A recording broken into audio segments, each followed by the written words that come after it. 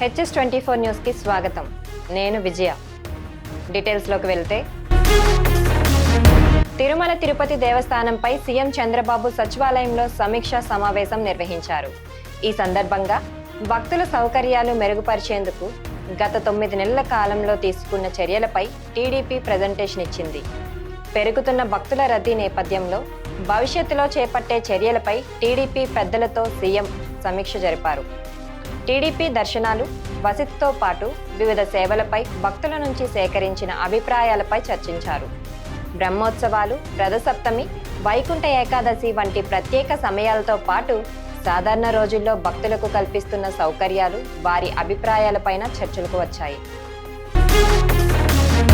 AP శాసన మండలి సభ్యులుగా ఎన్నికైన జనసేన పార్టీ నేత కొనిదెల నాగబాబు సతీ సమేతంగా మండలి చైర్మన్ ఆఫీస్ వద్దకు చేరుకున్నారు. అలాగే బీజేపీ నేత సోము వీర్రాజు కూడా కార్యాలయం వద్దకు వచ్చారు. ఈ ఇద్దరు నేతలు మండలి చైర్మన్ మోషన్ రాజు సమక్షంలో ఎమ్మెల్సీలుగా ప్రమాణ స్వీకారం చేశారు.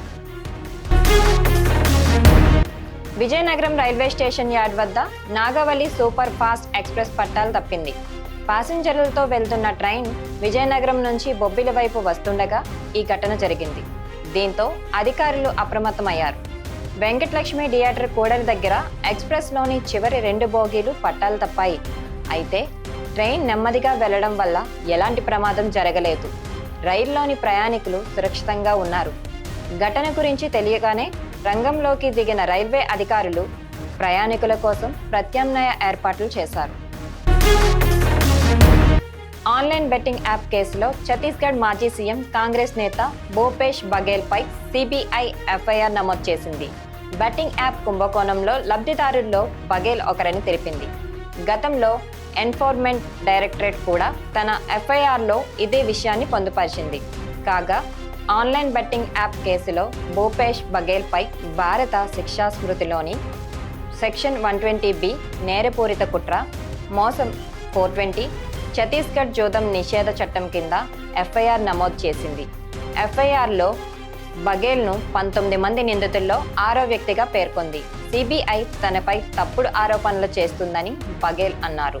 సిబిఐ ఎఫ్ఐఆర్ నమోదు చేయడాన్ని రాజకీయ ప్రేరేపిత చర్యగా పేర్కొన్నారు.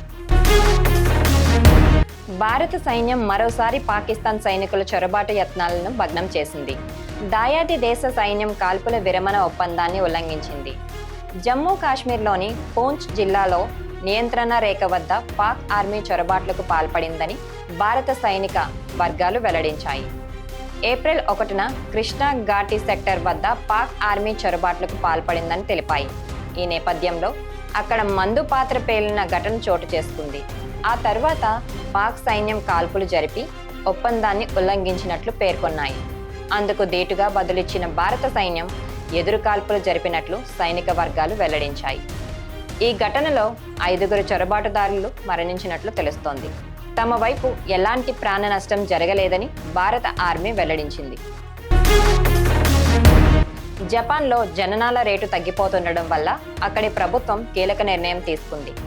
జంటలు శృంగారంలో పాల్గొనడానికి వీలుగా వారానికి 36 గంటలు సెలవులు ఇవ్వాలని నిర్ణయించింది. పిల్లల్ని కనడం కోసం ఉద్యోగులకు ప్రత్యేకంగా ఈ సెలవులు ఇవ్వనున్నారు. జనన రేటు తగ్గడంపై కేవలం సమయం మాత్రమే కాదు, ఖర్చు, కల్చర్, మారుతున్న ప్రాధాన్యతలు ప్రభావం చూపుతున్నాయి.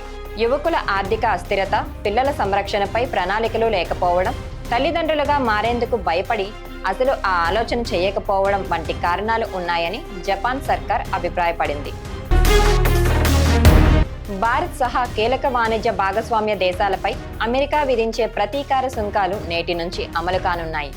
ఇందులో ఎలాంటి మినహాయింపులు లేవని అమెరికా అధ్యక్షుడు డొనాల్డ్ ట్రంప్ ఇప్పటికే స్పష్టం చేశారు. టారిఫ్ల ప్రారంభం నేపథ్యంలో ఈ రోజును అమెరికాకు విమోచన దినంగా ట్రంప్ అభివర్ణించారు. చాలా ఏళ్లుగా ప్రపంచ దేశాలతో ఉదారంగా వ్యవహరించామన్న ట్రంప్ చరిత్రలో ఏ దేశాన్ని దోచుకోని విధంగా అవి అమెరికాను దోచుకున్నాయని మండిపడ్డారు. ఇవి ఇవాల్టి అప్డేట్స్. మరిన్ని అప్డేట్స్ కోసం keep watching HS24 news. Please like, share, subscribe our channel.